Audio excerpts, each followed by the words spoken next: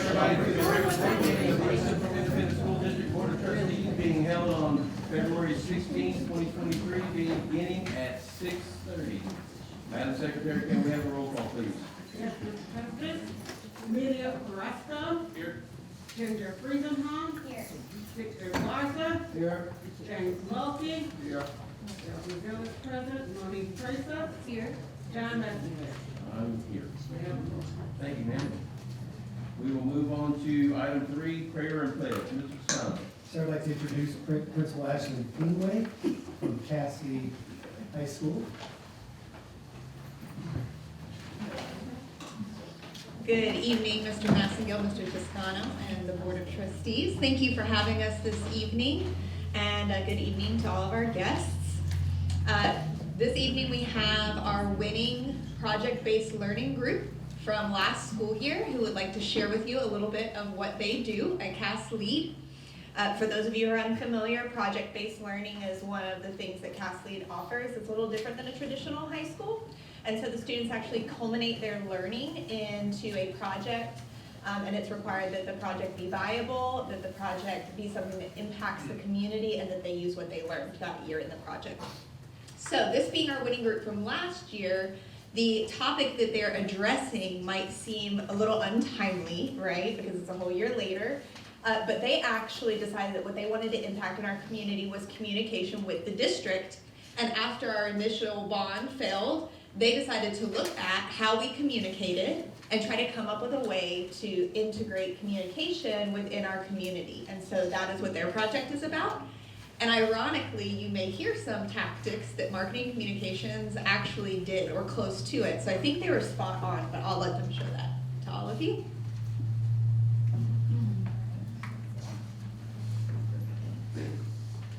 Please don't make fun of me, I'm a bit nervous. Will you please stand for the Pledge of Allegiance?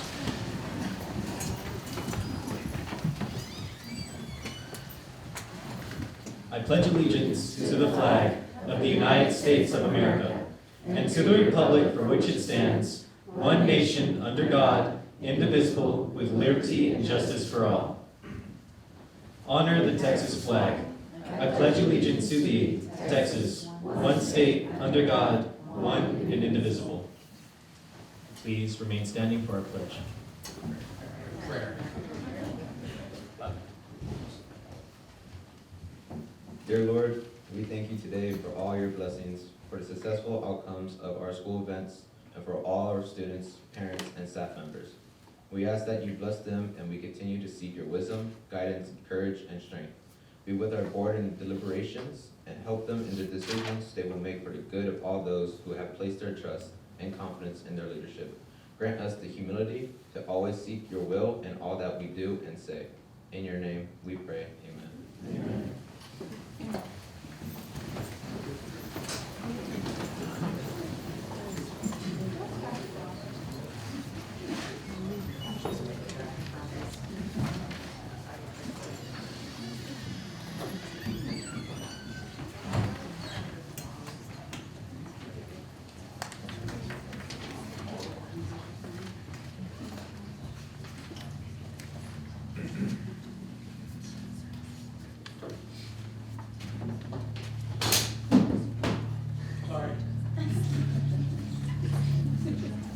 Hi, my name is Delroy.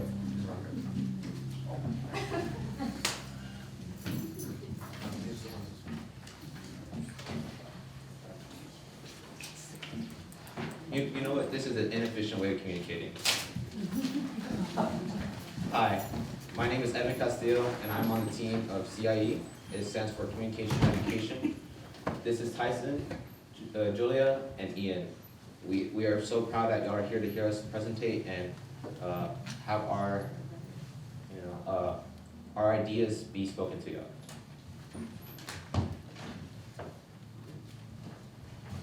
Hi, like I said, like you heard, I'm Tyson Toscano. And today we're going to talk about how in 2021, late October and early November, there was a bond. And as I believe all of us here will know, that bond sadly failed to pass. And after looking into that issue, from hearing about it from my father, the superintendent himself, I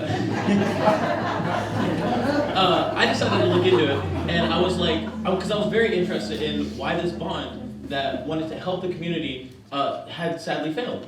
And after looking into it, it was a problem with accessibility to information and acceptance of information. So today we're going to show you about an idea that me and my group here, we came up with, and we corroborated our ideas to come up with a solution that not only helps get information out there better and efficiently, but also helps the community help themselves. So last year we took a survey from students and parents on if they knew what the bond was happening, if they knew if it passed, or if they didn't know until after it had passed.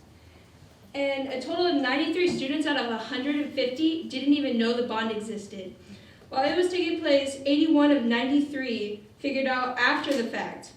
And 55 people knew about the bond out of 150. We even surveyed 84 parents and adults in our district, in which the data was evenly spread between answers. So that is 31% of parents did not know the bond was happening in our district. So as you can see here, we have significant individuals in the communication departments of multiple school districts. So the idea we're about to explain to you of our CIE teams, we ran it through these individuals themselves, Ed Suarez, Brandon Oliver, and Maisha Bradham. And we told them our ideas, and they gave us feedback, and even told us how they believed our ideas were feasible and very applicable and good.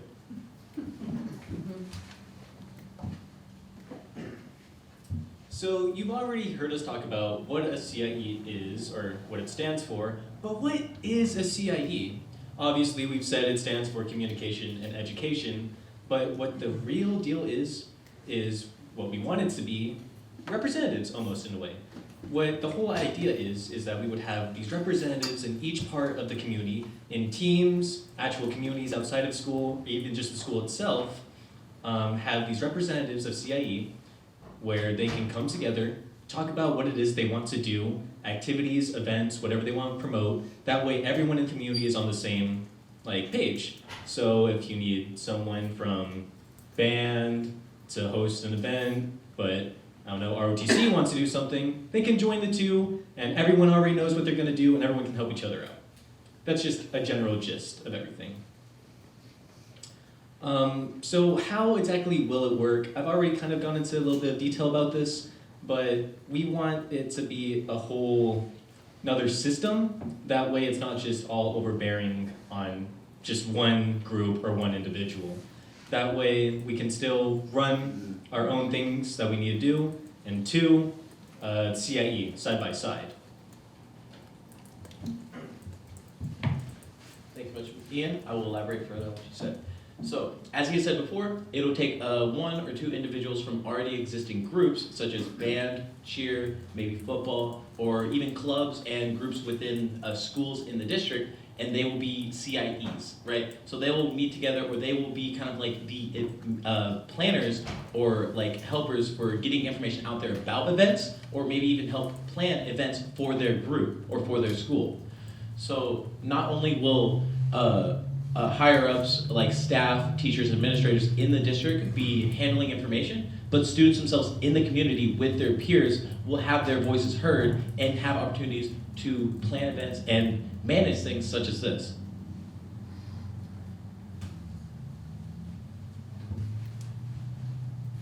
Thank you for listening to our presentation. We hope to have great feedback from you.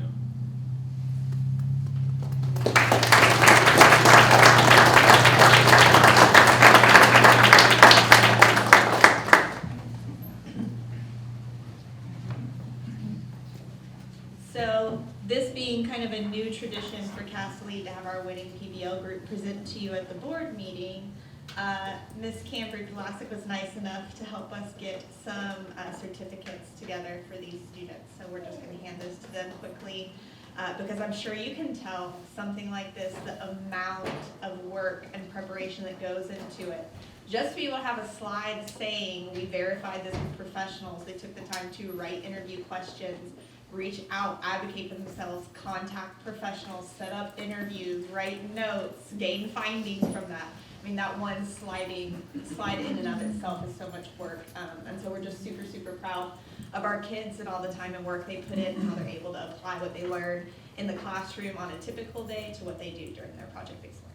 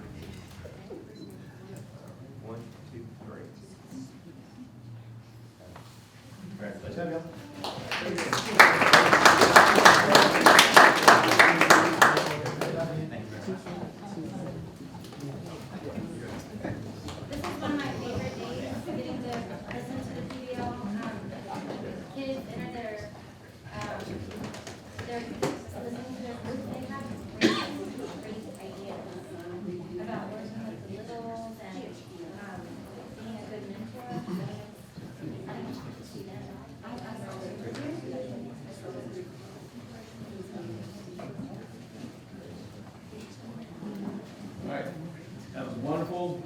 Great to have such great young leaders coming up, so really congratulations again. We'll move on to item 4, awards and recognition. Mr. Scott. Sir, trustees, we have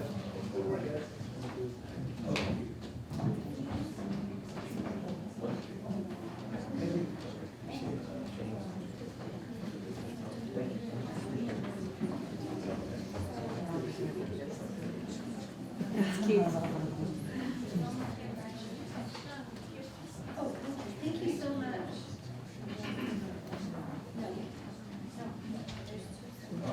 All right, Mr. President, trustees, we have some employees that we want to recognize tonight for embodying, leading the EC way. I'll turn it over to Mr. McKay this time.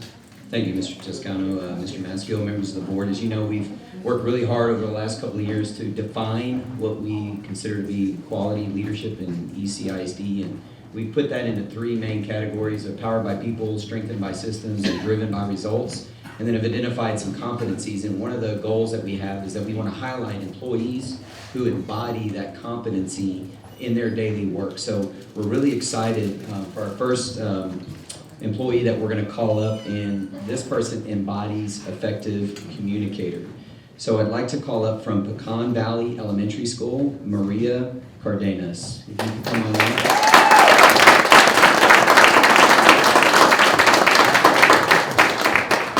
So Ms. Cardenas is exceptional at communicating effectively to staff, students, teachers, and families. She handles an overwhelming amount of work daily with grace, a smile, and a love for her job. Ms. Cardenas has been at Pecan Valley for 23 years and is a huge system of support for other PEAMS clerks around the district. Oftentimes, I see her answer calls from the PA system, ensure students get breakfast and are counted present who arrive late, enroll and sometimes withdraw students, and teach another elementary PEAMS clerk information about Ascender over the phone, sometimes all at the same time. She has meaningful relationships with families by being empathetic and understanding. All parents leave happy once they've interacted with her. The Pecan Valley community is truly blessed to have someone who always advocates and tries everything in her power so that all of our families have a great EC experience. She is a one of a kind. Congratulations, Ms. Cardenas. Would any of her family or friends also stand so you can also be recognized? So if any of her family or friends are in the audience, would you mind standing as well so you can be recognized? Thank you for your support. Congratulations. Next, we'd like to focus on continuous growth. So what we'd like to do, again, from Pecan Valley Elementary School, we'd like to call special education co-teacher Desiree Lopez to the front.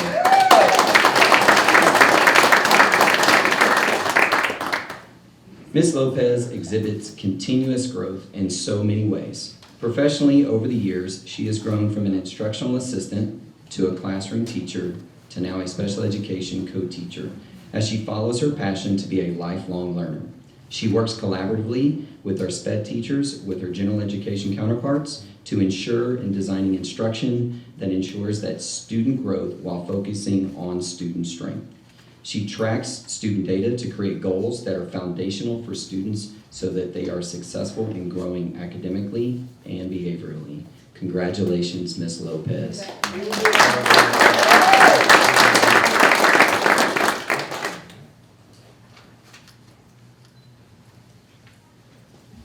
And would any of her family and her friends also stand to be recognized? Thank you guys for your support.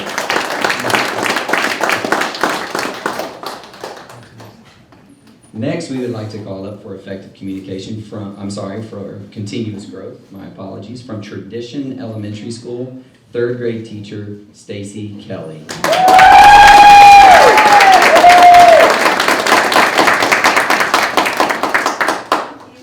Growth is defined as the process of increasing in amount, value, or importance. Tradition Elementary 3rd grade teacher Stacy Kelly makes this definition a reality on a daily basis. Ms. Kelly encourages her students to believe in the power of yet and carves out time to hold individual conversations with her students, to set goals, and to build a plan to increase performance. Stacy Kelly is a champion for her students, and she strives to ensure that her students know what they are learning, the purpose behind it, and how they will use the concept in the future. No matter where a student is academically, she makes sure to celebrate the small things and live out the never give up philosophy. Stacy's passion for education goes beyond her classroom and infiltrates all of Tradition as Ms. Kelly models lessons to grow other teachers. Ms. Kelly asks for immediate feedback from observations and from her peers, and then uses the information to enhance her own practices. She self-reflects with a growth mindset and is always yearning to expand her skills and knowledge in education. Even parents of Kelly's campers see that Ms. Kelly defines continuous growth and are regularly informed about their child's progress. And Ms. Kelly shares ways to support their growth at home. Congratulations, Ms. Kelly.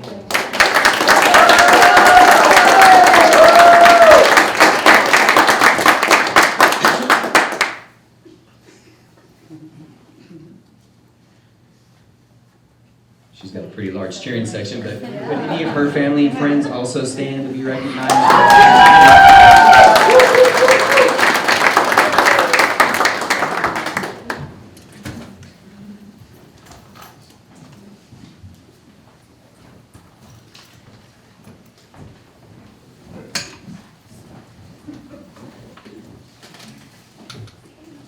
All right, with that, we will take a short break for about 10 minutes.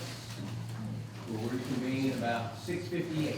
So take a short break, 10 minutes, we'll come back and do public comments and chat. Move on to public comments. It looks like we have Amanda Harmon. Amanda Holman, TCE.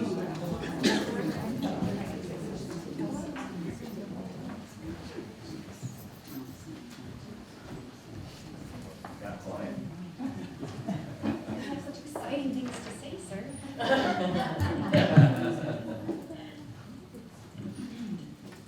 right, well, good evening, Mr. Massengale, Mr. Toscano, members of the board.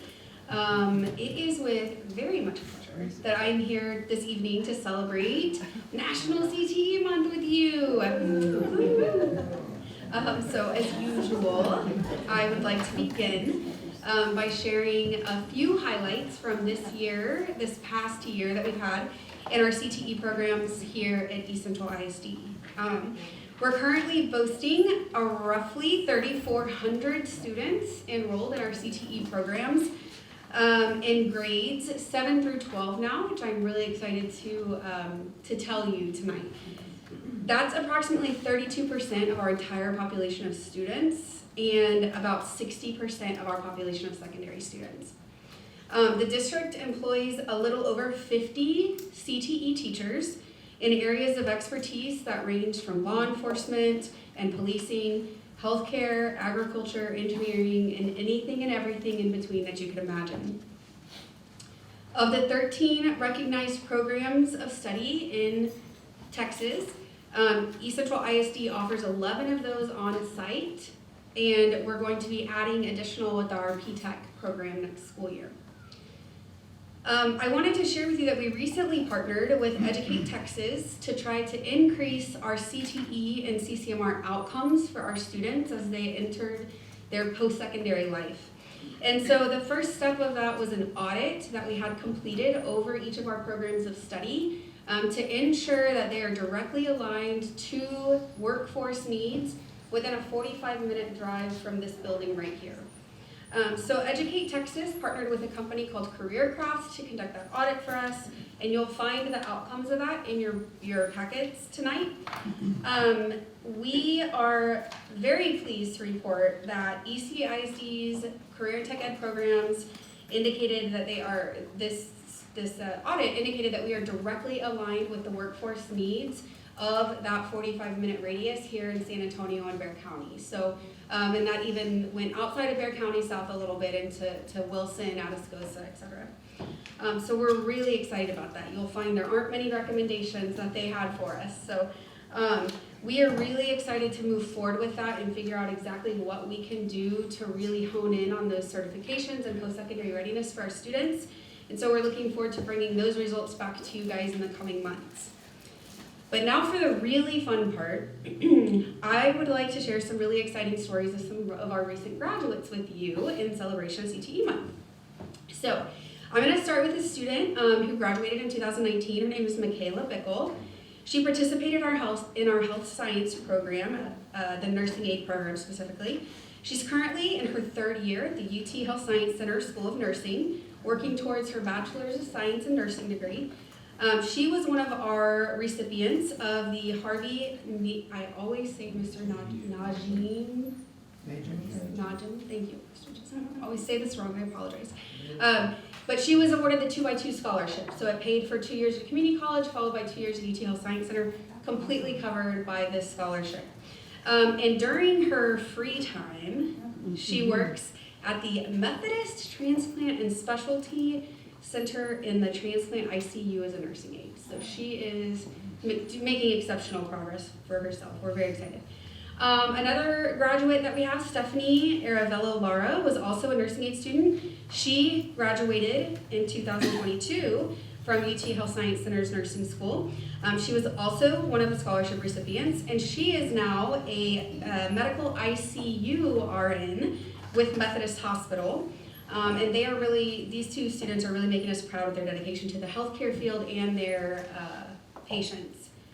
I want to talk a little bit about our education and training program. They have really done a great job of growing their own here for our East Central community.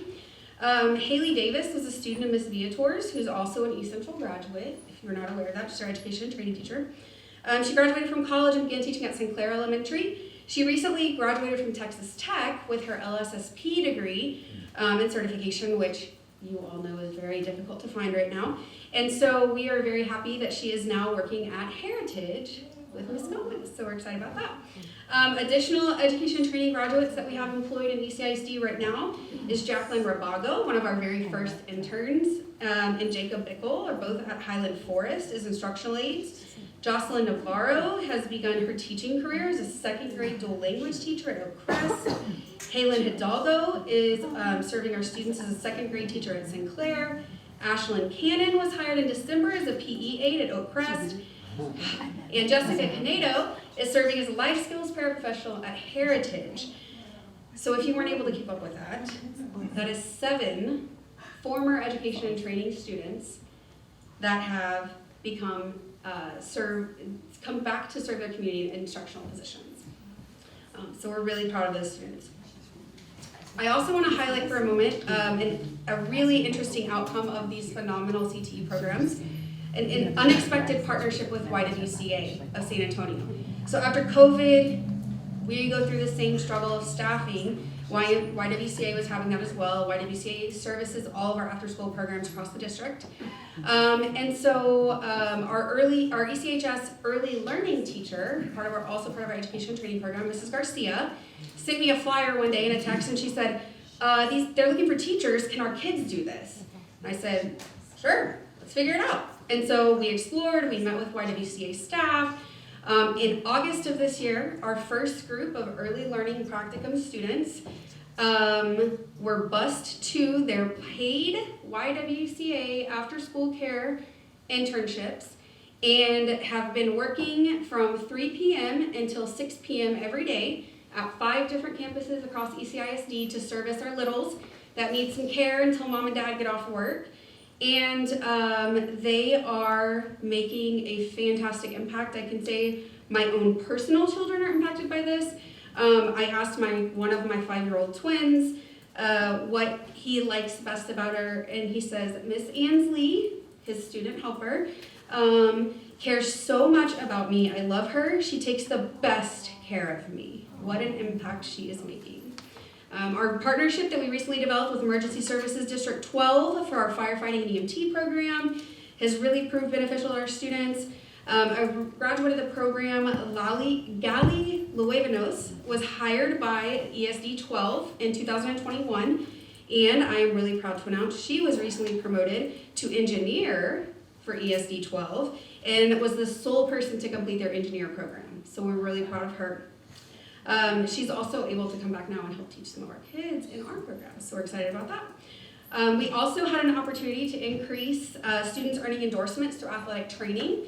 After collaborating with Coach Champagne and Ms. Ariola, we identified that students were really participating in the sports medicine program but weren't earning credit for that because it was not part of their CTE endorsement.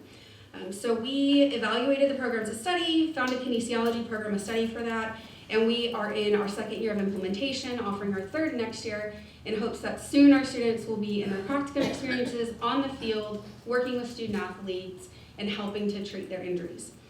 So a few graduates of that program that are now making huge impacts across the state are Ebony Gallegos from 2017. She graduated from University Incarnate Word in May of 22 with a bachelor's in psychology and is now working at Sam Houston High School as a youth counselor. Arturo Concholo of 2018 is a paramedic with Sure Med Ambulance Service. And Brittany Davis is now the head athletic trainer at Sotomayor High School here in San Antonio. So we're very excited to be able to merge a passion that these students have with a career technology program of study so that they can take both of those things into their post-secondary life with them. In other news, our former ECTV and Hornet Nation Productions team member, Evan Nemec, has recently graduated from University of North Texas and is now serving a large portion of West Texas as their sports director for KXTX News, the ABC affiliate of Abilene. And then lastly, I would like to showcase just a few of our East Central FFA graduates. Recently, Katie Kempen, who is also the daughter of two of our ag teachers, was named All-National All-American for both college and at Connors State College and senior college at Texas A&M University for livestock judging. She'll graduate in May with the 4.0 and has accepted a position to coach Texas livestock judging team while she works on her master's in ruminant nutrition. Very sciencey stuff. Another huge success story, if you're not aware, a couple of years ago we brought back Jordan Hevner. She recently got married. Her name is Osborne now. Not only is she a 2014 graduate of East Central, but she also serves as one of our ag teachers. So we are excited to see her doing great things. And then just a couple of other really notable people from our ag program. You probably have heard this name a time or two, but Brandon Stry? No, okay. Just kidding. He was a former Hornet, but he's now leading attorney here in the San Antonio area. He's the daughter of Donna. And he was also a Texas FFA First Vice President. And we are also very proud of Dr. Justin Marsh. He received his Doctor of Veterinary Medicine and is one of the leading beef cattle reproductive specialists across the state. So, wow. It's a lot. So, and that's just a very minute sampling of what our programs are doing for kids. So the future of CTE is really beyond bright here at East Central. We've recently begun to offer a selection of courses at the middle school level, principles of engineering, business, hospitality, CCMR, and robotics. And that's allowed us to get access to those students earlier so that we can really prime them for programs like our new P-Tech, Wesley High School, and our other CTE programs.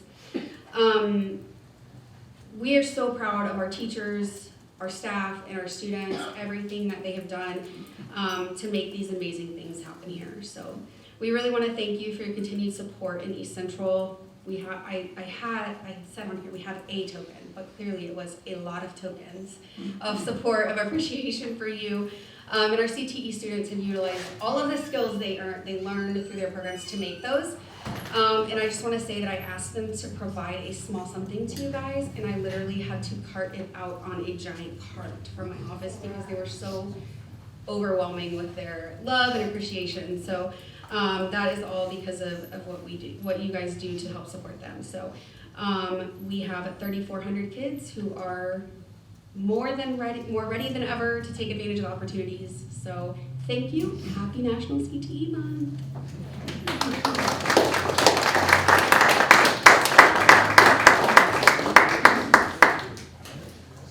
All right, we'll move on to trustee reports. Who do we have, Mr. McKay?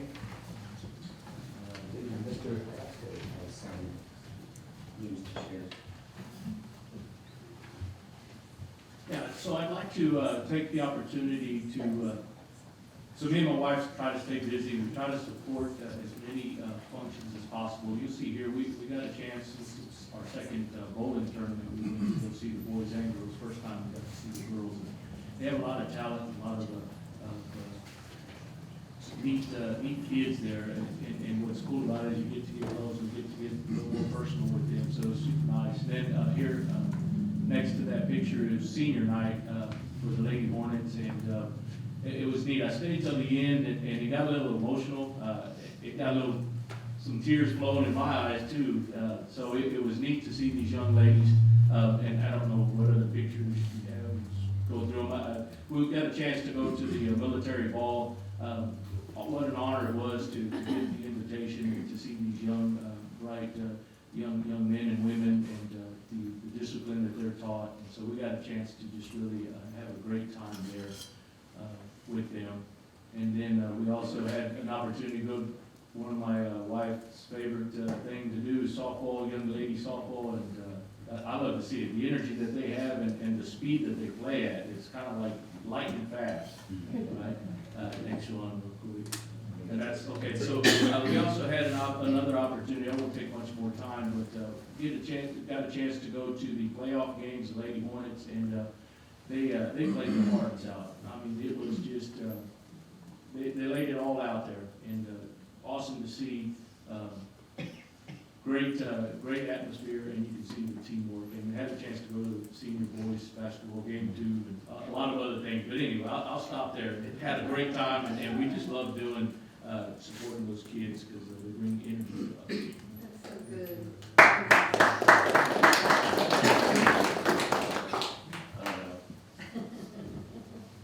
All right.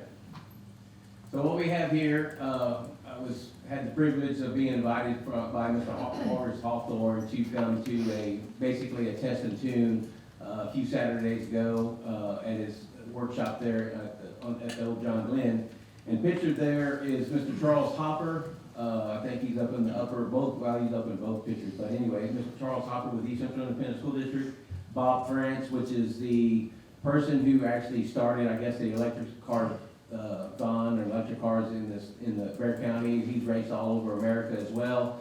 But he was probably the founder of the electric car team and stuff here in Texas and stuff. And he's the gentleman there in the black. And what he's doing right there is he's doing some demonstration on circuitry and stuff like that for the students that are there.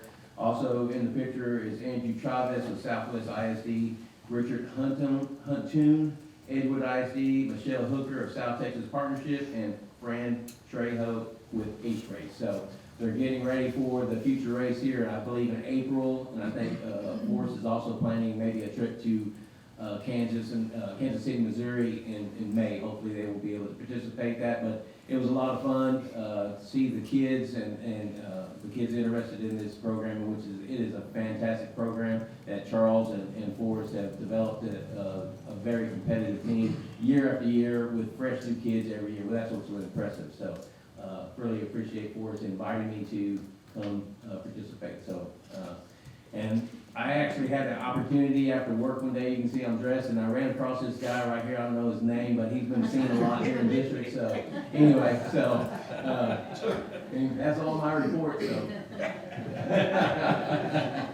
job, This guy. Very nice. Anyway, I kind of did the same things. JROTC ball was amazing.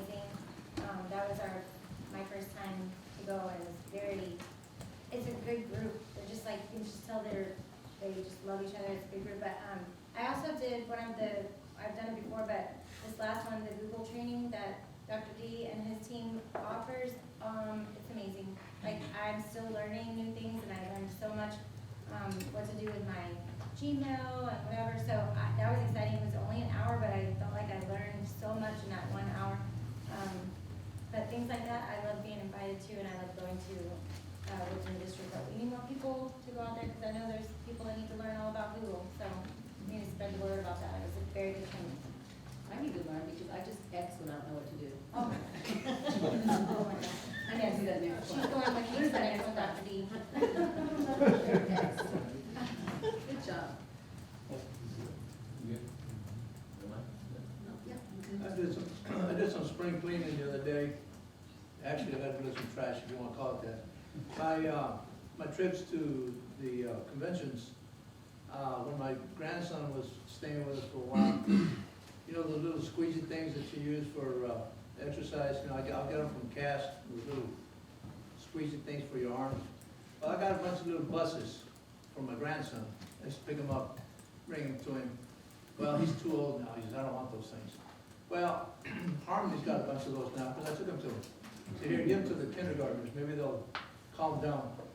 So I took a bunch of those things, give them to the teachers, and see if maybe they'll reward them, and maybe they'll keep them calm. And another thing, my eldest girl was flying with American, and she had a tendency to pick these things up from the hotels. And I had a bunch of those things.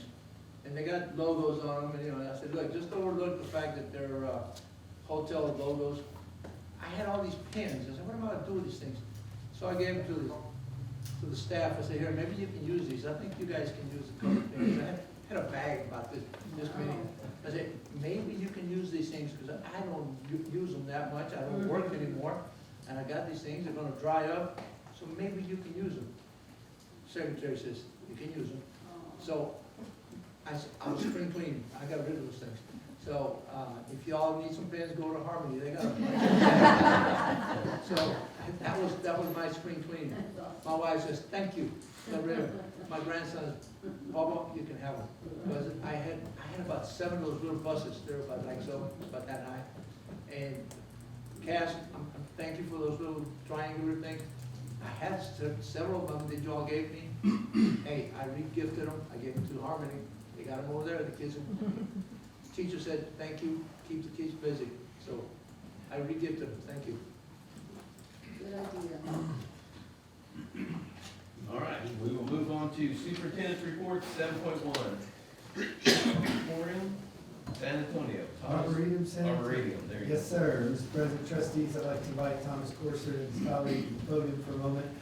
We've all in the community been wondering about the Republic Golf Course property and what would come of that. And so I had an opportunity recently to visit with Thomas about some big plans that Arboretum San Antonio has for that property. And he'd like to begin the conversation with the board and the central community about what's on the horizon. And we look forward to continued conversation with Arboretum San Antonio about how that can be a learning space as well for these central students as well as other students and school systems in the area. So Thomas, welcome. Thank you, Superintendent Toscano. First, I'm going to start off with introducing my partner. When you do a big thing like this, like put together an arboretum that's, I'm going to show you about 188 acres, you can't do it alone. You need partners like this school district, like Bare Branches Alliance. Jackie Rendell here has a small nonprofit called the Bare Branches Alliance that's all about planting trees. So I'd like her to introduce herself first. So hello and good evening. My name is Jackie Randall. I am the Executive Director of Bare Branches Alliance. We are a new nonprofit established about 1.5 years ago. Our mission is to help expand and help preserve the urban forest in Bexar County. We have 3 initiatives that help us achieve our mission. The first is, of course, native tree planting projects. The second is different preservation and resiliency when it comes to the urban forest. And then our third initiative is about education. So with Eastside ISD, there is a program that we're piloting this year with Northside ISD that I would love to maybe have further conversation. It's called Project Canopy, and Canopy stands for Cultivating and Nurturing Our Planet's Youth. At the end of March, we're going to be planting 500 trees at 5 elementary schools that, through the data that we utilize, are at high risk due to heat island effect, social vulnerability, and equity. So thank you so much for Tom giving me the opportunity to introduce my organization, and I look forward to partnering with Arboretum San Antonio and hopefully having further discussion with how we can expand the canopies at your schools. Thank you. Great, so I'm going to try to run through these slides relatively quickly because I know we don't have a whole lot of time. But we've been in place for about 1 year and 3 months. And we have a board of directors, a set of advisors that, for those that know San Antonio, you might recognize a few of these names. But it's, I'm very proud of this group of people because they're influencing San Antonio. They have a lot of history here. They know the culture and the benefits and the deficits of San Antonio. And so very proud of that. We just became a 501c3, a nonprofit organization, which is very important.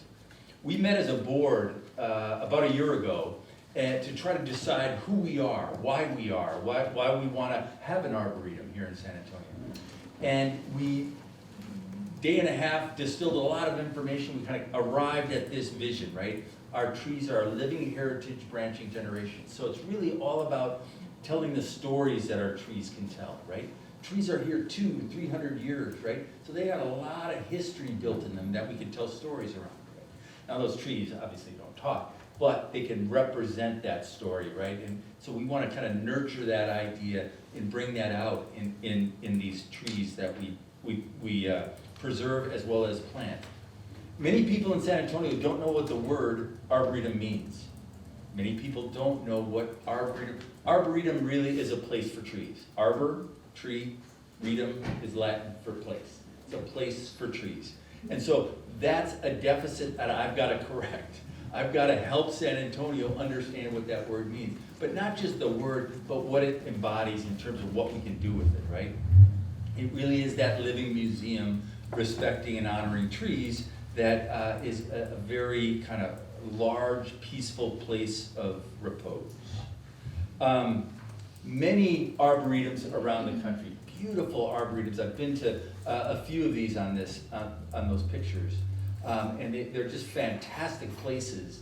And on the left-hand side are various values that we think we can deliver to San Antonio, between wellness, environmental sustainability, economic development. I mean, we've got a partnership with Brooks. Brooks is investing in his land with us, right?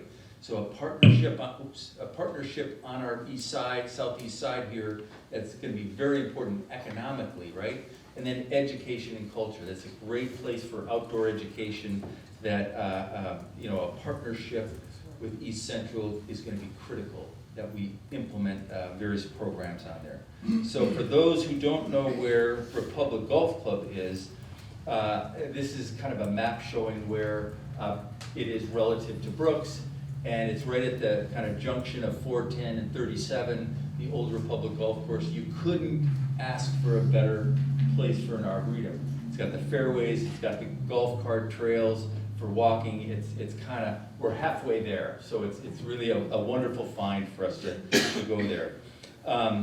The actual land itself is made up of 2 parcels, one that Brooks is gonna buy, the larger light green parcel, and then the Arboretum San Antonio is gonna buy the heavier green there, and that is dry land, where we'll be able to build a nature center and do a whole bunch of programming and things like that. Another big feature, in addition to the partnership with Brooks, and that they helped us invest in this land, is it's got a recycled water contract. That means we're gonna keep it very green, but we're not gonna impact the Edwards Aquifer, right? So this is all recycled water, and that's in my mind, that's huge. The Greenway trails, the pink line that you see weaving through there, that's the Cosa bike trails, that's the necklace around the city that we have.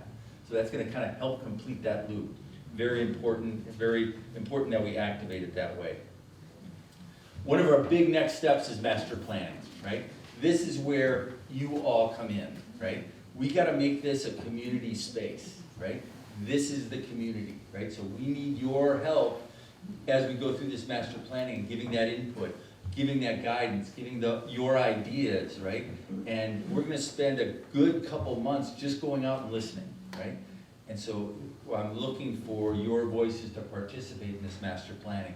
And we've got a lot of things to decide, as you can see on that list of components that a master plan produces. It's gonna be very important that we get your input on all those. Timeline-wise, we're just going under contract for this land. It will close in the May-June timeframe. And we'll then begin the master planning. We're not gonna do the master planning until we actually have the land in hand. After we do master planning, we'll do design of the facilities and the buildings and whatever we decide to do in phase 1, and then begin to build that out. Meanwhile, we've got, like I said, a lot of communication to do with San Antonio, tell them what an arboretum is, why an arboretum is, all those things, as well as fundraise. This is not going to be an inexpensive venture, but we believe through many various ways of funding, we can accomplish this. Now, the county has already chimed in $7.3 million for this purpose over the next 3 years, which is huge. It's gonna pay for the land that we have to purchase, as well as the master planning, and then some of the build out. So we've got that initial kind of of funding, but it's gonna take a lot more. So our next steps are really 4, right? 1, we gotta get the land, close on it, secure it. We gotta do some things to it from an infrastructure perspective. We gotta do our master planning. That's really a key initiative for us, is to get that master planning done. We gotta build the awareness, kind of talk to San Antonio about the value of an arboretum, and then fundraising, right? Again, that's gotta be a big focus. So I wanna end on how we can work together, right? Clearly, I'm here to build awareness, right? And like Mr. Toscano said, very important that we consider this step 1 of many, right? Is that I hope to be back here. I hope to interact with all of you to kind of further some of these ideas, right? I need you to participate in the master planning process and be vocal. Tell us what you think. Tell us what you want. Tell us what your concerns are with an arboretum. Volunteers, right? This is going to take a lot of people to go out and work that land and understand it and develop it and plant trees along with Jackie. It's going to take a village to make this happen. And the other thing that I really want to urge the board to think about are programming, educational programming, outdoor programming. I spoke to the Y just this week, and Luis Lopez, who's the executive director of the Y, great guy, very excited about the Arboretum and all the prospects for outdoor education that it could promise, right? But I want you to kind of think through, it won't be this year. Honestly, it'll be next year or the year after, but we got to start thinking about that and structuring that and give that input to the master planning process such that we have a really rich outdoor education kind of component, right? And I would really like East Central to begin to kind of position themselves in the lead of that thinking, right? So that's really the end of my ask for now, right? Okay? Any questions? Good. Excitement is good. Okay. Thank you. Thank you, appreciate it. Glad to see that property being used for something other than nothing right now. Exactly. All right, we'll move on to 7.2, personnel report. Mr. Toscano. Trustees, this month's report is in your electronic packet. Let me know if you'd like additional information about any activity that you see there.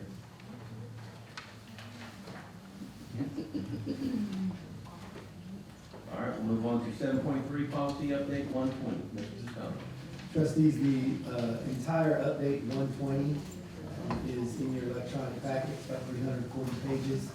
I encourage you, as always, to look at the explanatory notes, which is a high-level summary of each of the recommended changes in policy for consideration.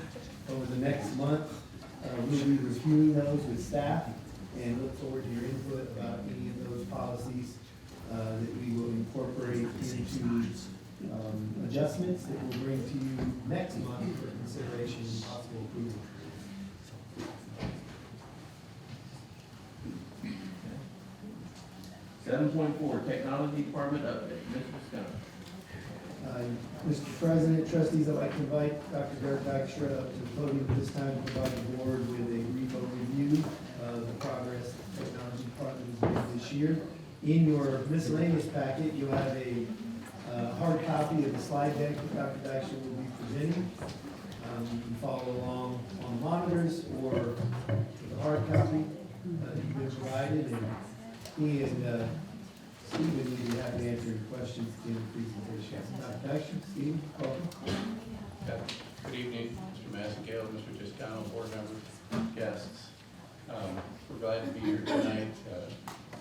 You know what happened last month with the mic, so I had to bring somebody to handle the mic for me tonight. I don't want to run into that again. We're here for our annual report.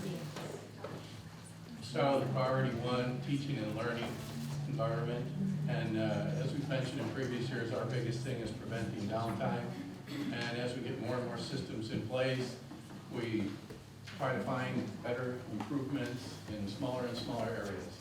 And what we've done this last year is we've really tried to bring our staff members as much into the process as we possibly can by utilizing them better in the weekly meetings.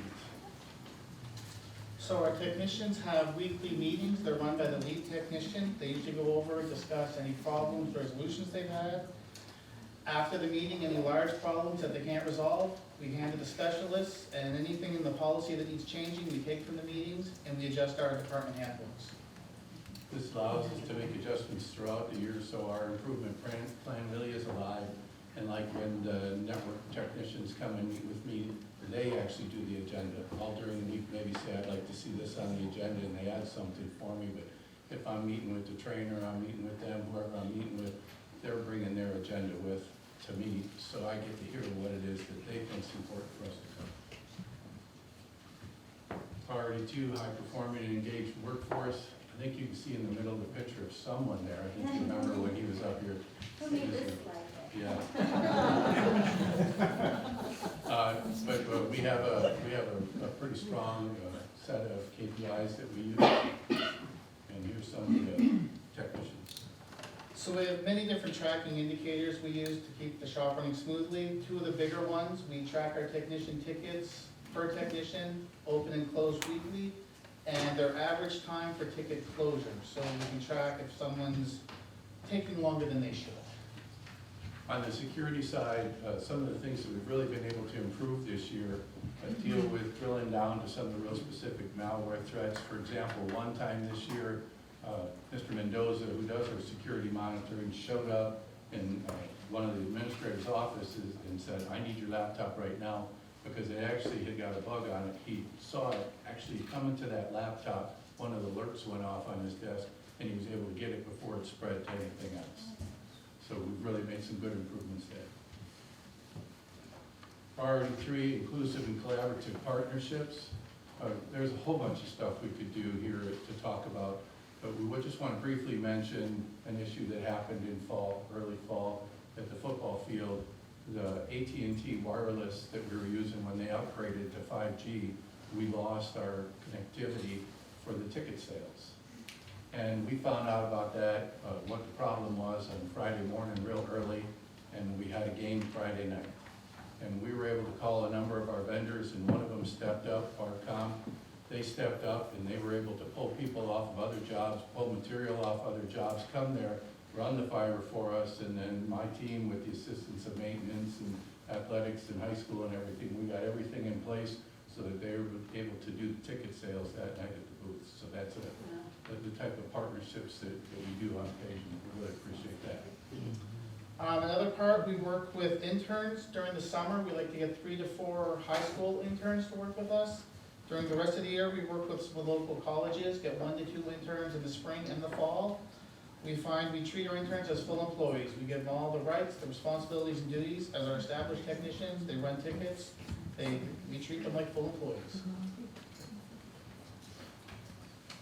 On priority 4, resources and operational excellence, we've really worked hard on the budgeting. It's been very difficult the last few years. The pandemic caused all sorts of price increases and then supply shortages, and as some of you know, I'm sure from where you work, we've had this year some of the areas where we're 20 and 30% increases on pricing. And so to try to fit all that into budgets that we all know haven't increased that much, it's been a real challenge. We've worked real hard on that. And, especially by going after some of the bigger things, doing a better job bidding, we've been able to stay within our budget this year. So part of our summer projects is we do a lot of cleanup. It helps with our maintenance and keep everything safe. You can see the before picture. That is Harmony Elementary as it was left by the contractors after the campus remodel a few years ago. The after picture, we basically went, tore it all out, rebuilt the whole thing. We redid the wiring. Now if there's a problem, we can have any on-site technician look for any indicator lights to call back, let us know. The wiring is now easier for us to trace if there's bad cables, there's more airflow, so better maintenance on the equipment. And that'll help us know, do we need to go on site to fix the problem, or can we do it remotely so we can keep our costs of travel down? I'm going to give special recognition to the lady in the middle there, Celeste Ramos. She just this last Friday passed her certified Cisco Network Administrator exam, which is one of the toughest industry exams there are, and earned herself another step up in organization. So she did a really good job, and her and Mr. Murphy do a lot of this work right here. With interns, actually. It's made a huge difference in our uptime too. When something goes down, they can get in that closet and see rapidly what's going on and fix it fast, way faster than we could. In conclusion, it's been a great year. We've made a lot of progress from the pandemic. We just recently completed a multi-year upgrade on these great big switches that we have in our main closets on the campuses. They were close to 10 years old, and we were even having trouble getting parts for them, but we finished that this year. That was a really good thing. We did a multi-year upgrade on our hiring process so that we went through every single position, and we went through everything we do from recruitment to induction and so on our hiring process to upgrade it all. Next year looks even better. We're starting a wireless, 5-year wireless upgrade. We're going to be able to take most of the district to Wi-Fi 6. We've got some of it coming on in June, and that's probably going to be 5 years to finish the upgrade on that. The other switches that we had in the closets, the ones that weren't the great big huge ones, those are in a plan right now. We're not sure if it's going to be 4 or 5 years, but we're working on a plan for that too. And then the final thing we're going to look at this coming year is going to be our workforce system. And that's a fabulous crew that I work with, and I want to thank all of the people in this room and others who help us all the time, the campus and department staffs. It makes a big difference. Special thanks to the board for the grants and stuff that you approved, especially the most recent one, the 1,800 Chromebooks, which, by the way, we got our first sample in today.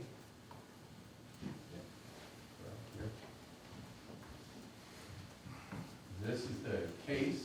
This is the case that we have, that all the students will get the case. And in the main part of the case is the Chromebook that they have. And then there's even a pocket in the front for the chargers and the hotspot. So when they receive this, there'll also, in there, there'll be materials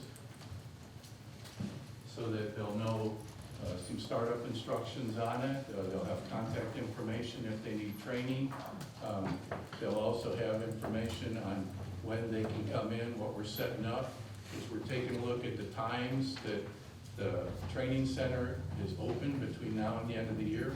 And we're gonna try to schedule it that they can come and pick up their Chromebooks during those times. So if they need an assist, we can make sure that they get up and running. We're gonna have some evenings and we're gonna have daytimes available for them. The dates and times on there aren't totally accurate yet because we don't know for sure when the Chromebooks are gonna be here. But we're trying to get it so that when they pick it up, they have everything they need to get to work right away. And when they pick it up, if they pick it up at our building, they'll be able to get help right then and actually get demonstrations on how it works. So if mom wants to come in at 10 o'clock and pick it up, we can show her how to get logged in and how it works and what phone number she can call if she wants to come for training. I have a couple of things. This internet deal is always a big deal for me because it's the way we operate. And our staff, our students, our community, I mean, it's just the way the world is nowadays. My 5-year-old grandson is driving down the road asking me, Mimi, can you please put me on your iPad internet so I can play my Kindle? So, and what I'm happy, first of all, just want to thank you for staying on top of everything because it's just super important that we stay up to level with everybody else and then some. And it makes me happy to know that y'all are on top of that. What I want to ask you though is at points in times when, let's just say I work in the district and my code teacher does too over here in this building or whatever. What happens when I cannot get my phone to do, anything? Does that have to do, with my carrier? Does it have to do with the internet that we're on, when it just is dead and will not pick up, will not work, you can't go on the internet, there's dead spots? What is going on with that? So there's a lot of things. Every time you go inside of a building that's got a metal frame, you have the possibility of destroying the radio reception coming into it. One of the things we actually recently looked at is the cost of putting cell phone boosters in the schools. And I'm sure that's something Mr. Toscano will discuss with you at some point. But it's the metal buildings that cause the problems. And you can go through a building with one cell phone carrier and you're fine, you can see it. And then that's maybe AT&T and their tower's over there. The T-Mobile's tower's over there. And in that part of the building, you can't get T-Mobile, but you can get AT&T. So it has to do with how the radio waves go in there. Now we do provide, we do have like a guest account, so somebody could use our wireless, they can use the guest account. But if they use our guest account for it, when they go through the wireless, we're of course filtering that for children.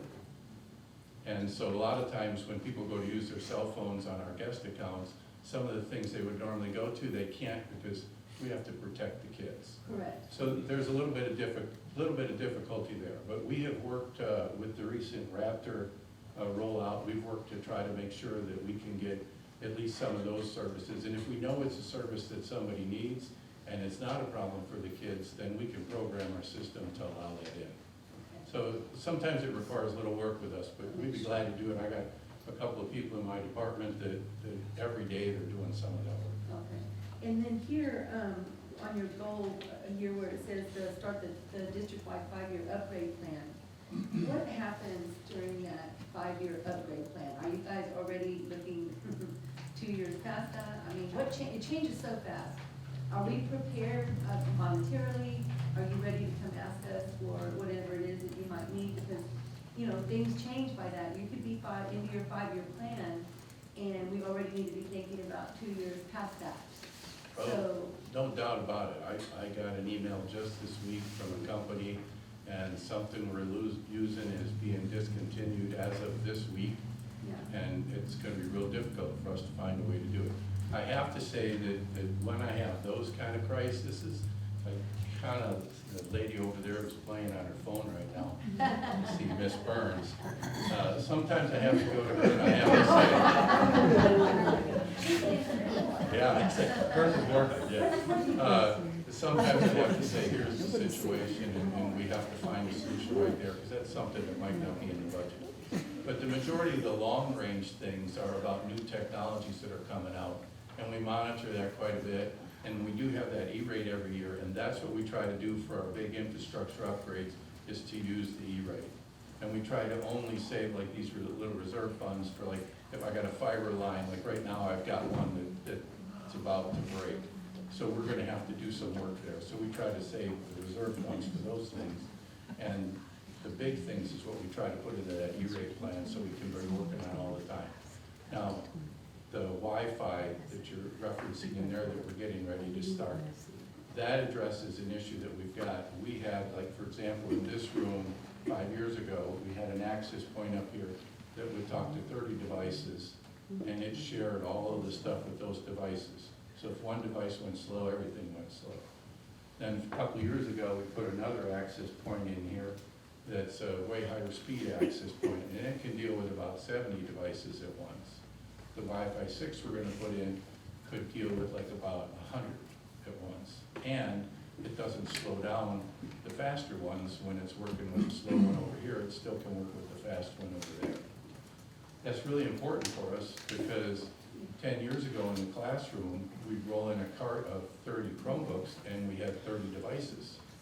Today, if there's no Chromebooks in the room, we still have more than 30 devices because everybody's got a cell phone. So when we roll the cart in, now we got 60 devices or more. So that's the Wi-Fi 6. So those types of things are the things that we can see coming long range. Some of the other things, like where we have like a new development with ransomware, for example, and we need to do some kind of security update. Those are the things where Mr. Toscano and Ms. Burns and so on, I go to them and I say, this is what we gotta do, explain why, and I can tell you for the years I've been here, if I can do a good job explaining why, they take care of the students and staff needs. That's awesome. Yeah, that's really my concern is that it's not about personal phone calls or anything like that, or using your phone for personal use. I just want people's phones to work, should they need them, in an emergency or what have you, and I don't want there to be a lull in any kind of, speed for our students to access learning or teachers to provide that learning. I don't want them to have any kind of a shortchange, and I know we don't. Well, and I know Mr. McKay is working on that right now with the cell phone booster stuff that we've been talking about. So he's actually been looking at some of the campuses to see where the weak spots are, working with us on that. Thank you so much, I appreciate that. Sure. Thank you. You said when the Chromebooks come in, is a Chromebook for every student in the district? No, the ECF grant is for students that have an academic need. So they're mainly for learning loss from the pandemic, but they have an academic need and they have a financial need. So it's people that don't have a device at home, don't have the internet at home. That's what it's targeting. They might have something at home, but again, it might be 5, 6 years old too. And so this takes that group. As a matter of fact, Mr. Howard is here. Okay. Mr. Howard is the one that did all the calculations to identify the students who had the financial need, and then he went through and sorted them all out so that he could give us a list that has the students who are the most needy academically being the first ones being offered this equipment. Did you want to add anything? You're doing a great job, sir. Okay. Financially, okay, that's where we, okay.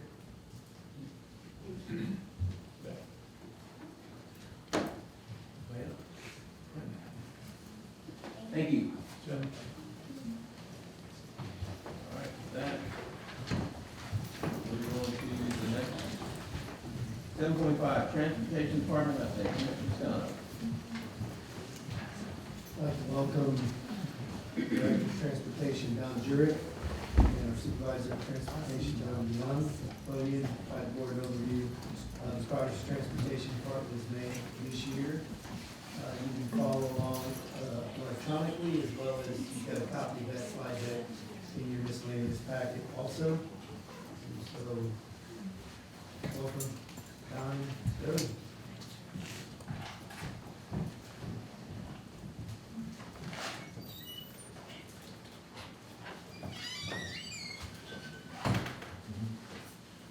Right, good evening, President Masseyville, Superintendent Toscano, board members, and admin and community.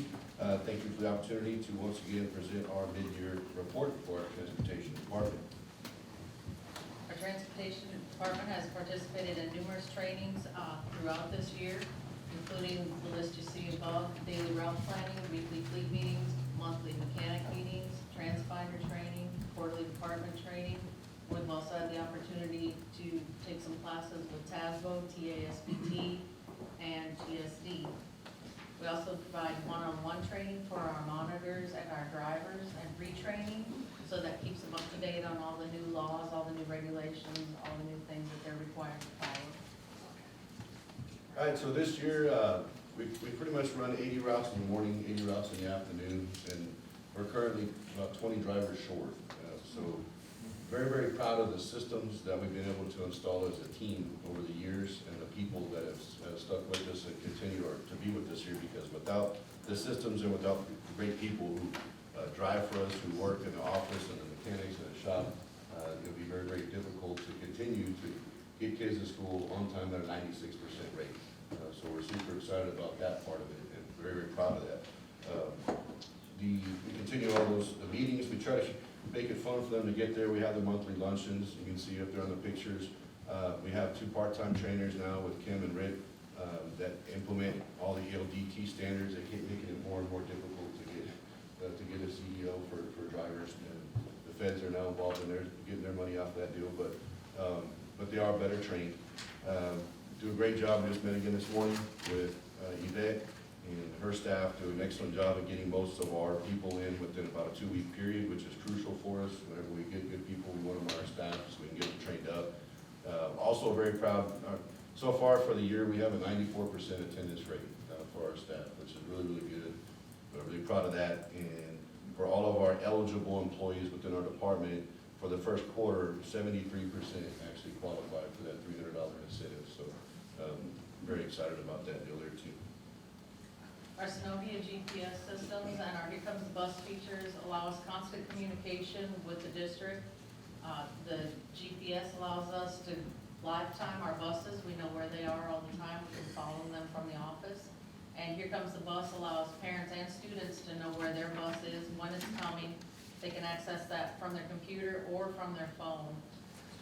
That keeps us in constant communication with them. We've also built numerous relationships with different vendors, conferences, different districts that we can fall back on to ask them if we come across something that we haven't dealt with before. We kind of trade and swap ideas with them. So we've built a lot of great relationships with those people as well.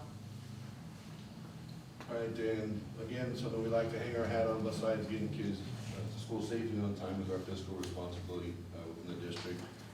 Continue to use Service Finder for all of our asset inventory. My feelings were a little bit hurt this year, to be honest with you, because the district auditor never came and even saw us this year. So for the first time since I've been here, I guess we're all right. No, he's a really good guy, and I really always enjoy talking to him whenever he comes by. So we continue to work with the Sender for all of our PO needs. TEA, we have our great office staff, and our drivers do a great job tracking mileage. That's critical because with the mileage that we track and the systems that we've incorporated over the years to do that, last year we ran over 1.1 million miles, right, total that we can report to TEA, and we were reimbursed over $1.3 million by TEA. So that's really critical in how they track all that. John Ewers and his staff, is our shop foreman in the back, continue to meet weekly with him and go over our replacement schedules and through planning for all of that. And in the VW grant a couple of years ago, the average age right now for our route buses is 3.6 years old. The average for the whole entire fleet now is 7.6 years old. So it's pretty good compared to when we got here 8 years ago. And they're staying up due to their preventative maintenance schedules that John and his staff do us. So we got a lot of good buses. We just need to get the people to drive them. But we're in a great spot, overall, as far as that goes. Last but not least, before we open it up for any questions you may have, there's a couple of pictures. Mr. Moki and Ms. Friedman got to come hang out and take the tour of the Taj Mahal. Thank you again so much for all the work that you guys do, and for all of you for being patient with us whenever we're having a rough morning or rough afternoon, getting kids to school on time. We're going to respond to a bus driver that has having problems with kids or whatnot. It takes a village, and we're all in this together. And super excited due to the bond passing, because we're going to get the new transportation facility. So that's what we've been in planning for right now, and we're ecstatic about the opportunity to get that deal rolling. So that concludes our presentation. If you have any questions, we'll do our best to answer them.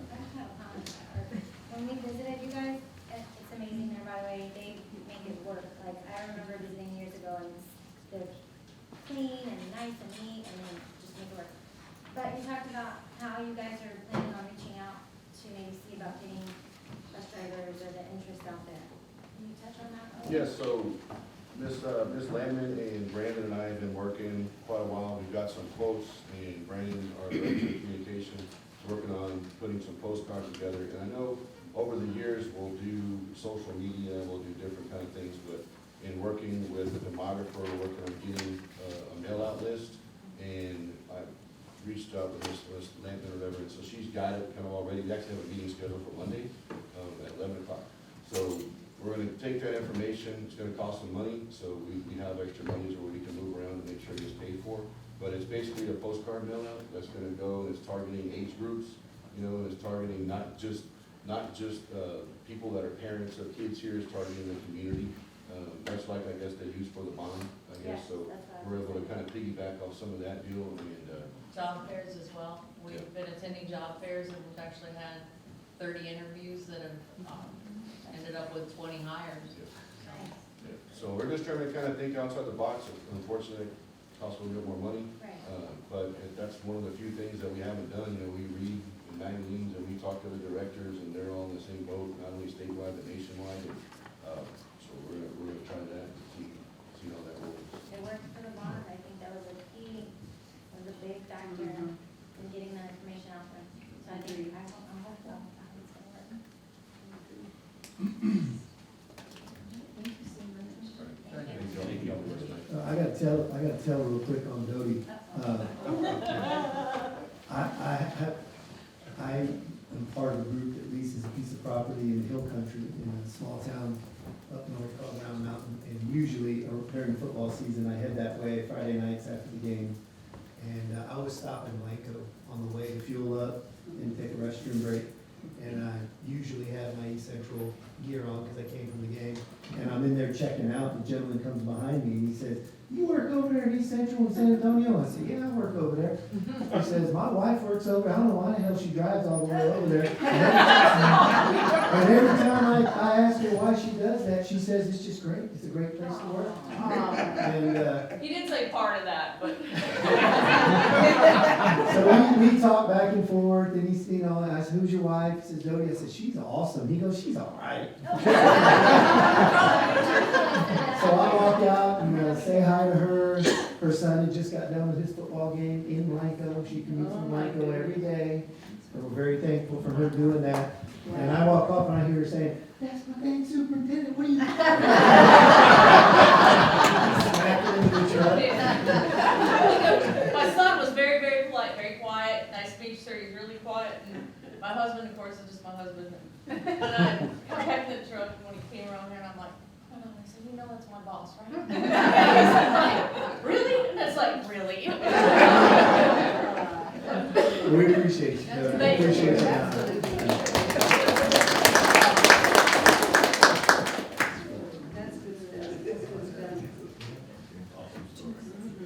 All right, 7.6, 2022-2023 district external scorecard order sheet update. Mr. Scott.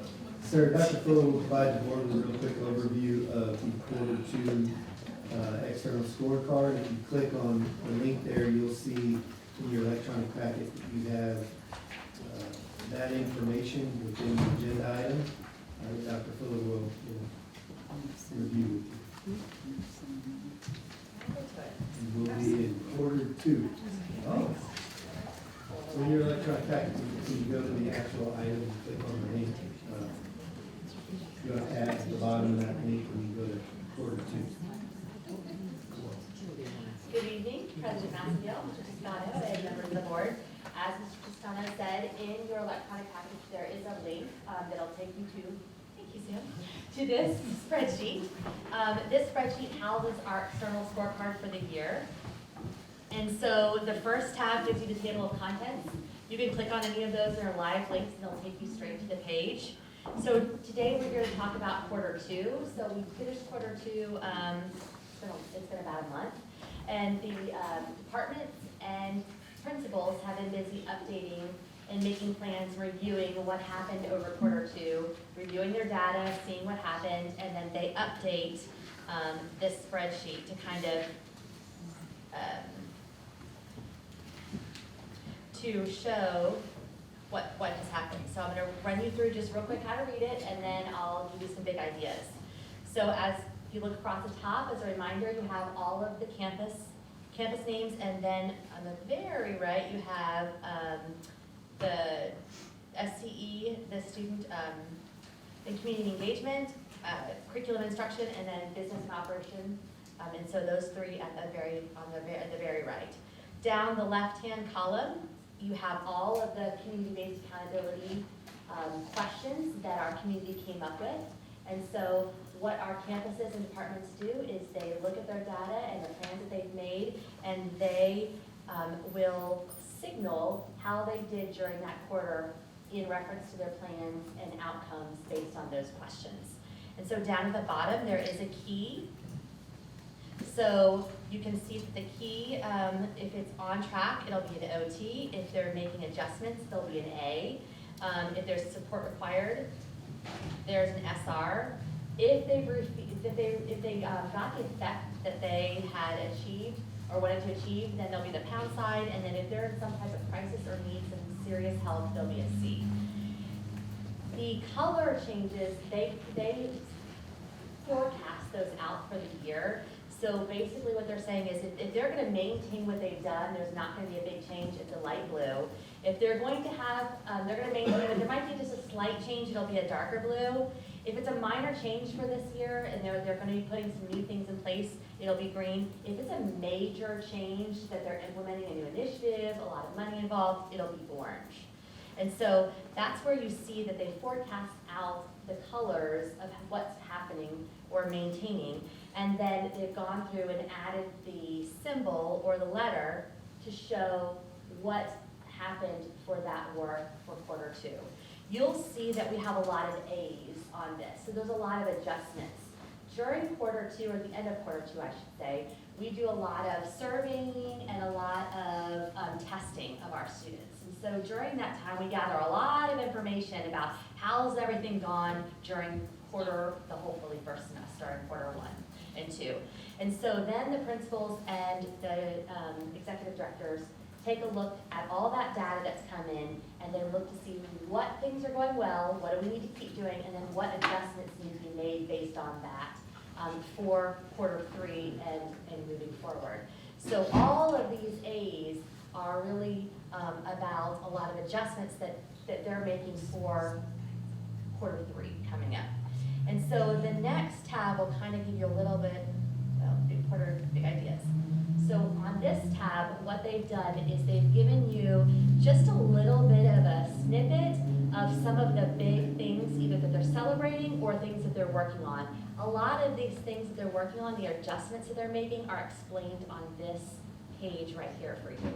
And so there are things like if students, if they see that students need some more support, then they're going to be pulling them in small groups during the school day, or helping them during accelerated instruction, or through their win or level up times, or after school tutoring. And so they've looked at all the kids, they've kind of regrouped kids that maybe we're not doing as well and they're doing well now and don't need as much support, or kids that continue to need support, and then how are we continuing to service them. And so they're making those adjustments to groupings, to support, it could be to time, it could be to the resources that they get, all of those things. And so the principals meet with the teachers, they talk about what that happens, and then they make appropriate decisions based on each individual student so that they can make sure they're successful.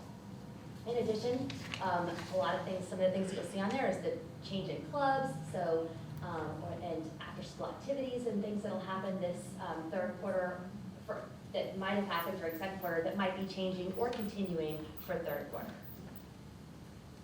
Any questions that you have? A lot of information.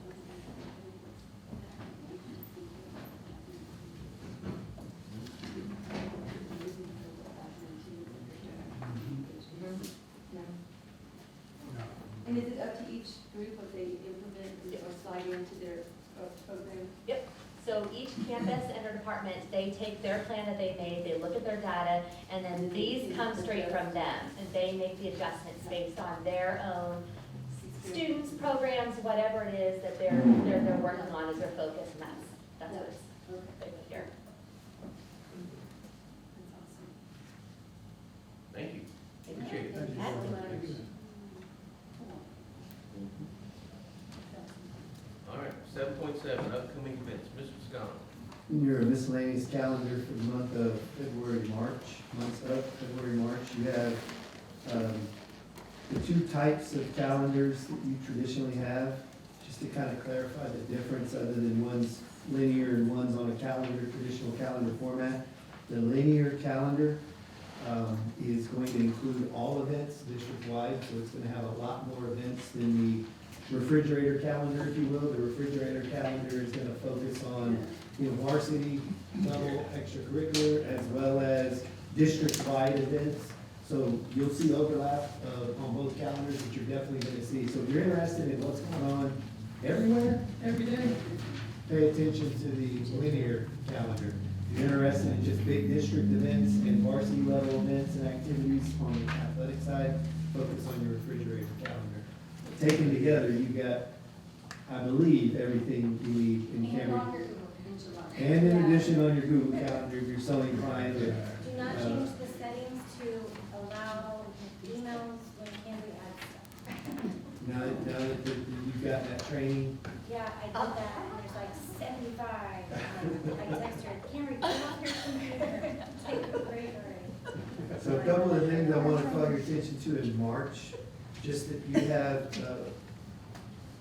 well, first of all, in February, next Thursday is the 23rd, board has a special meeting at 5:30. One agenda item that superintendent made your review. It's not on your, it's on your linear calendar, but not your refrigerator calendar, because you only have March. But in March, on your refrigerator calendar, if you will, you'll also see that March 7th is a special meeting as well. The board will have a team building workshop March 7th at 5:30. Spring break is the week of March 13th. And your next regular board meeting is the 23rd at 6:30. And I believe Mr. Massey Yeah, had. we've got another meeting that we need to have the week of the 27th of March to, March 20th. It's 27, 28, and 29, and 30. Yeah. We need to have a special meeting for, new middle school design. So I was thinking March 28th, I don't like the 27th, that's a Monday, I'll do Monday meetings. I'd rather get it done and shoot for the 28th, if everybody good with the 28th at 5:30, we can do the 28th, that would be a Tuesday.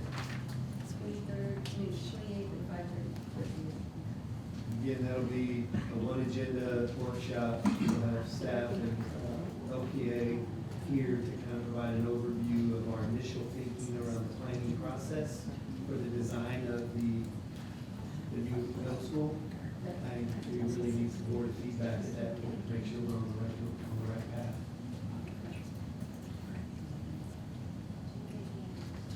Now, you mentioned, next Tuesday, special, next week, Next Thursday, the 23rd. next Thursday, the 23rd. Yes, sir. I mean, I don't want to be on one, but the 29th. How do y'all feel about Tuesday or Wednesday, the 28th or 29th? Not Tuesday or Wednesday. Why do you discuss it again? I don't care. Wednesday would be great, but I'm flexible. Everybody wants to Wednesday, the 29th? Wednesday, your time for you? Tuesday's fine, if it's only one, if it's only one agenda item, the game's not until 28th is on what day? 28th might work, yeah. Okay, Tuesday, the 28th. Tuesday, the 28th of March. Here or? Would you like to use student services? Okay, we'll do 28, 5:30 student services. Amber, did you get that? Andrew, adding it now. Yes, sir. I guess we can even. Yes, sir, I'll send the notification.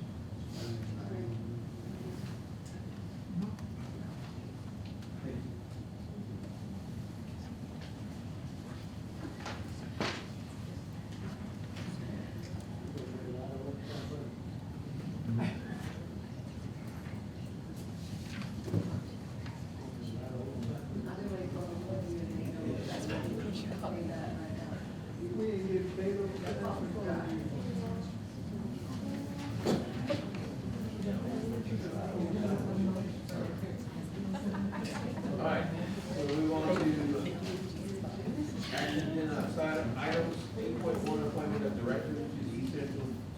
Foundation, Mr. Scott. Trustees, we have some recommendations from the Foundation Board of Directors to consider appointment of Pam Strozic, who is retired, as well as Jeannie Lawrence, who works with Conifer Health Solutions, for consideration to serve 3-year terms as directors of the East Central School Foundation, which these terms will be effective March 1 of this year. And that would be the beginning of their 3-year terms.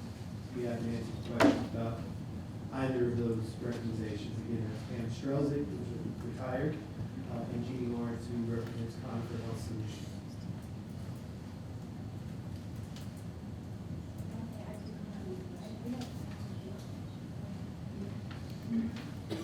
Mr. President, I recommend Pam Strozic and Jeannie Lawrence to 3-year terms as directors of the East Central School Foundation. We have a recommendation from the superintendent to recommend Pam Strozic and Jeannie Lawrence to a 3-year term as directors of the East Central School Foundation. Do I have a motion? Have a motion, second. Motion from Monique Priest, second from Victor Garza. All in favor? Aye. All opposed? Motion carries. We'll move on to agenda item 8.2, 2023-2024 district calendar update. Sir, trustees, you have the proposed calendar for next school year in your electronic packet. You also have a copy in your miscellaneous packet. And just to cut to the chase, you saw several surveys go out to the community, which followed internal surveys of staff, interactions with campus site-based committees as well. And, you know, every year, obviously, the calendar shifts. And this year, unlike most years, some of the traditional holidays fell in really awkward times. And so we took the additional time to survey the community because there was no really perfect solution that matched what we were able to do this year. So we tried to get consensus from the community about what would work most.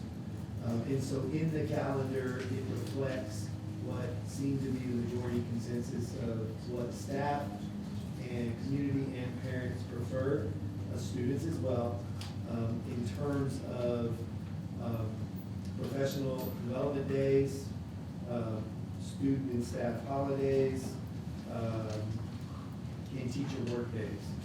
And in addition to that, this calendar also reflects a continuation of what we've done to respond to staff requests for time for planning, instructional planning quarterly, as well as data review and disaggregation that informs instruction a quarter in advance.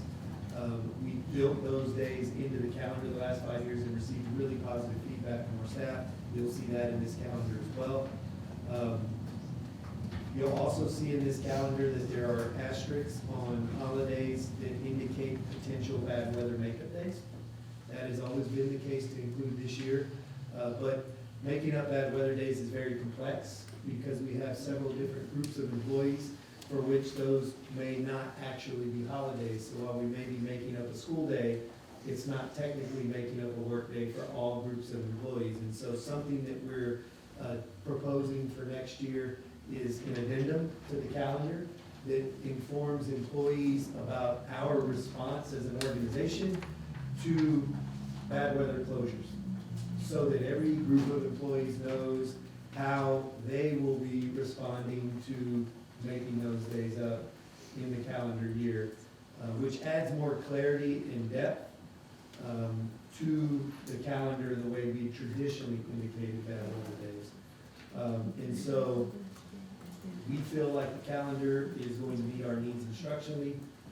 We feel like it's going to meet students' needs educationally. It does, in order to do this, it requires us to submit a waiver to TEA annually for those additional days built into the calendar. And in doing that, it creates a calendar that not only meets our needs and the community's needs, and our staff's needs, but it creates a calendar that's very unique to East Central ISD. As you know, there are 19 school districts in Bexar County and the greater San Antonio area, and we have the most unique calendar in that way. So our calendar is 171 instructional days for kids. Most school districts have more than that. So when it comes to bad weather makeup days, you may hear other school districts recommend to the board just to pay employees for days other than having them make them up. But here in East Central Independent School District, we feel like we need the kids in front of us. And we feel like because of the considerations the board has made for employees, working conditions for planning, instruction, and all of those things, that we expect to make those days up as employees. And it's what we've done in recent years. It's just been reactive, and we saw the best way to react and get that done. But this year's calendar, with the addendum that I'll quickly highlight in a moment, gives us the ability to have a great calendar, but also clear in advance communication to employees about how we'll respond again to make up days as those events happen annually. So we have 4 big groups of employees.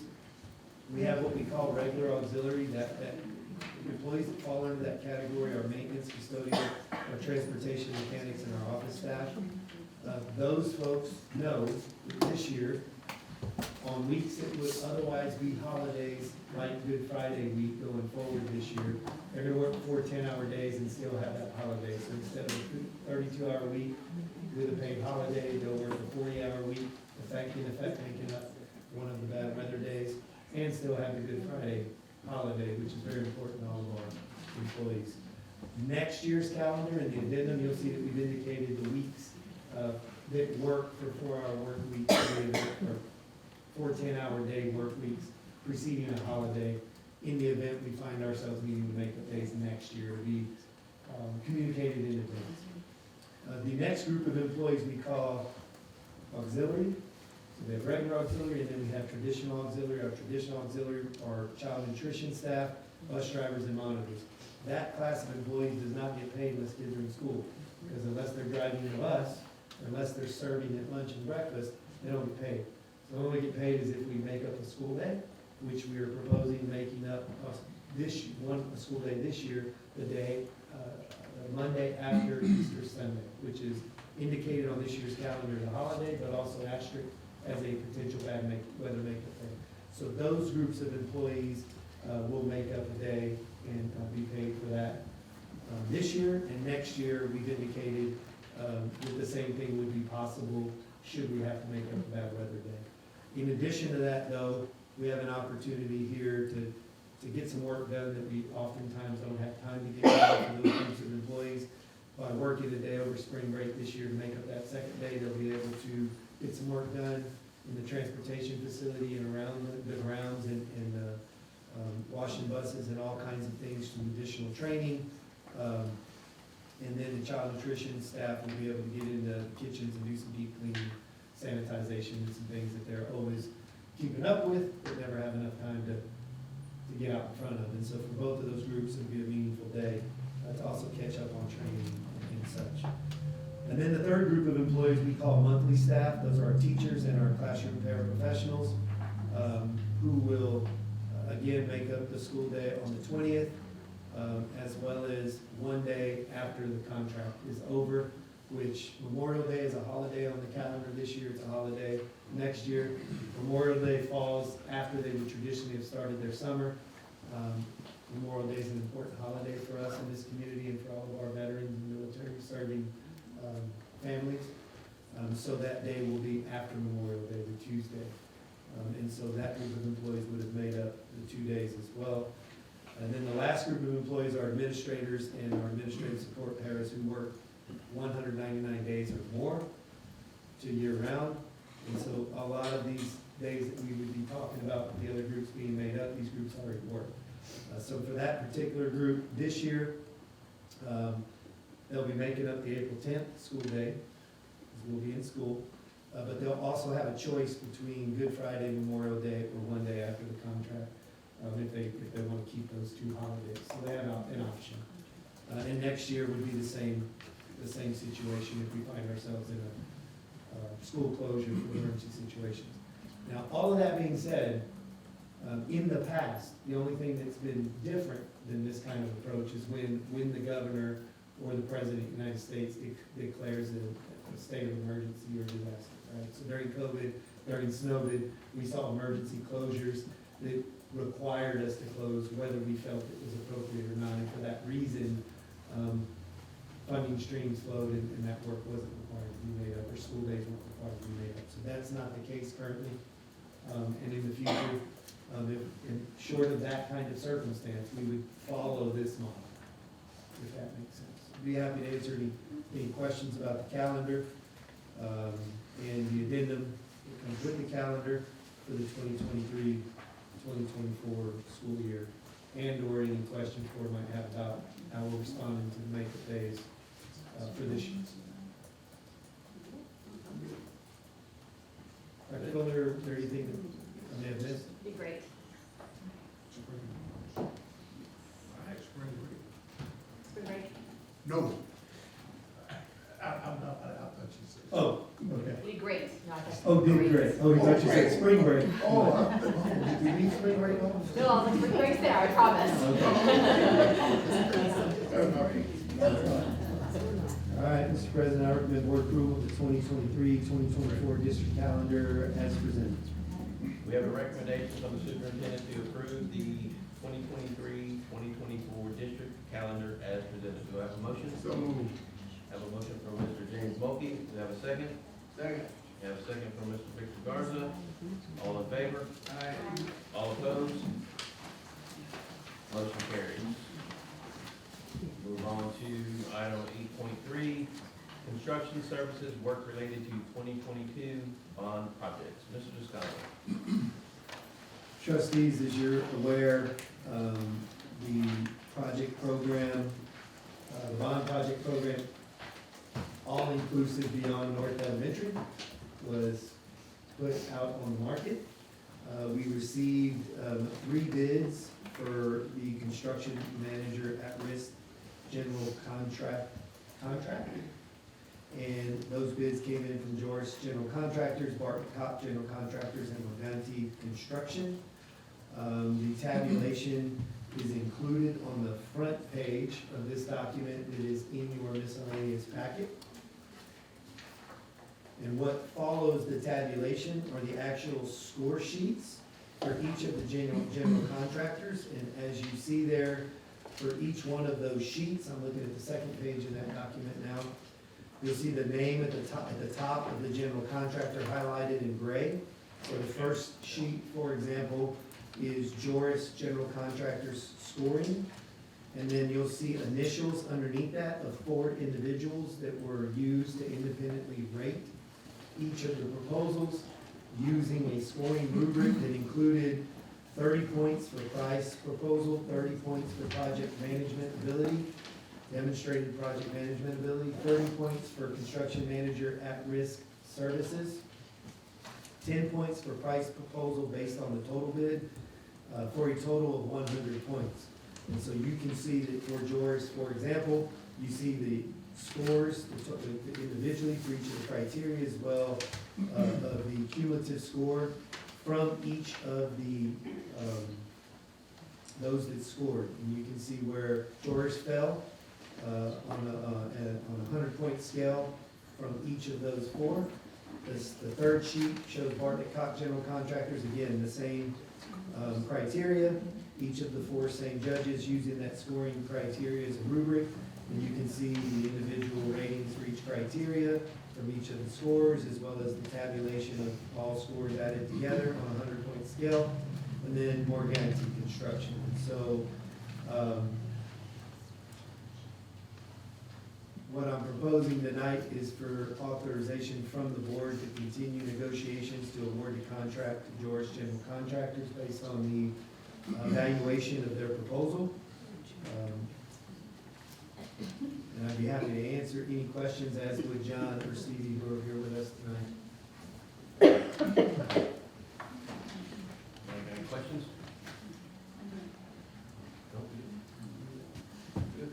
Good. Mr. President, trustees, I recommend the board approve the ranking as presented and delegate authority to the superintendent to negotiate and finalize an agreement for a general contractor for the remaining 2022 bond project program in a form approved by legal counsel.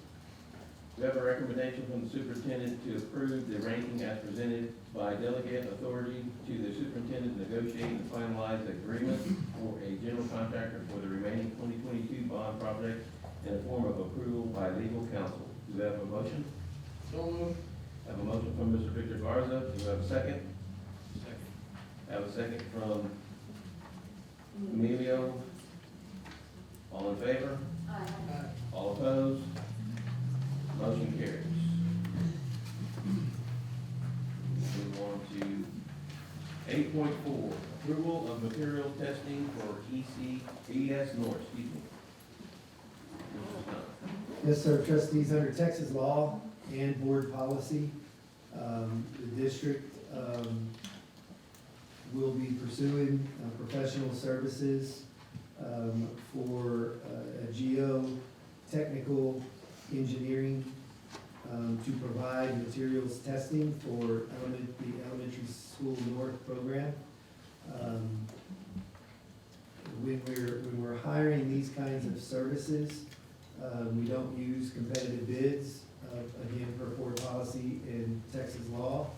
These contracts are awarded for these services based on demonstrating competence and qualifications to perform these services at a fair and reasonable price. And based on those criteria, the board is recommending consideration to hire Arias and associate geoprofessionals. In your miscellaneous packet, you'll have a copy of the scope of work that Arias would be providing. In a high-level overview, essentially what this group would be providing is materials review, materials sampling and testing of things like subgrade, backfill, fill, base materials, density testing, concrete sampling, observation of reinforcing steel and structural concrete, placement of structural concrete, compression strength, masonry placement, testing of CME mortar and grout, sampling or coring of asphalt, field density testing. Essentially, what this is going to do is enable us to be assured that everything meets specifications, that every material is appropriately utilized in terms of means and methods, so that we can deliver a high-quality product as part of the team. I don't know if you got that, do you? No, where's that? Arias is not included in there. We can get one of these. No. Okay. We'll get you a hard copy. I kind of summarized what was on there. My apologies. I intended for it to be in your miscellaneous packets, so you can follow along with it. But I'd be happy to further discuss any of that. But essentially, every material that's going to be utilized in building that school is going to be reviewed and inspected for specifications adherence, to make sure that everything is done appropriately, is in accordance with the design. And so we believe that Arias is qualified, they've demonstrated competence, and they're doing they're willing to do this work for what we consider in the marketplace a fair and reasonable price. Have they done business with any other school system in this area? They have, in fact, they did the geotechnical engineering work for the site, did all of the borings and testing for the North Elementary, which was very extensive, and we feel like very appropriate for the conditions of that soil. And as far as other districts in the area, anything you guys would like to, John would like to add about that, or Carlos? Yeah, they do multiple work for other school districts, John. I think we used it down the lights, so they are familiar and do work with other school districts as well too. So they're like comparable to like a Terracon or Rock Kiska. So they're familiar with our area? Yes, sir. everything. Yes, sir. Yes, sir. Thank you. They're gonna be testing the material that's gonna be used to build the schools, you said? Structural steel, the concrete, the asphalt, the masonry, the mortar, the grout. They're essentially making sure that the builders are using the right material and they're applying it the right way, and that it matches what the engineers say, for example, needs to be in the design for density, compaction, depth, all of those things, to make sure that it's appropriate depth. Done right. the right material, used the right way, per the design specifications. Okay. Anything?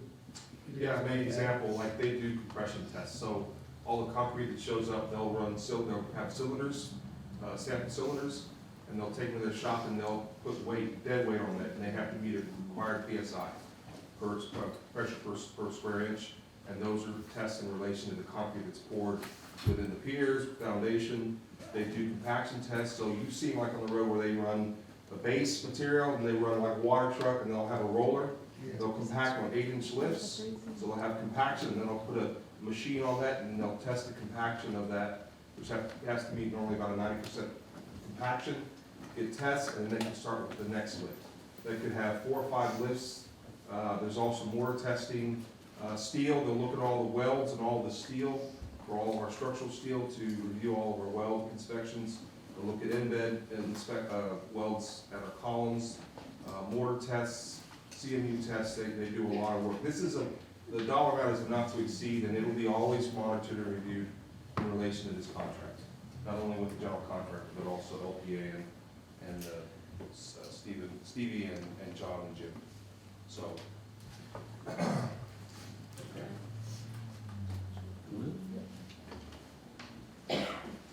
Trustees recommend board approval of selecting Arias and Associates Incorporated to provide materials testing for work related to elementary school north as presented. I have a recommendation from the superintendent to approve the selecting of Arias and Associates Incorporated to provide materials testing for work related to ES North. Do I have a motion? I have a motion from Monique Princess. Do I have a second? Second. I have a second from Mr. Victor Garza. All in favor? All opposed? Motion carries. With that, we will move on to consent agenda. Is there any trustee that would like to have anything pulled from the consent agenda? Do I have a motion to approve the consent agenda as presented? Have a motion from Monique Fritas. Have a second from Victor Garza.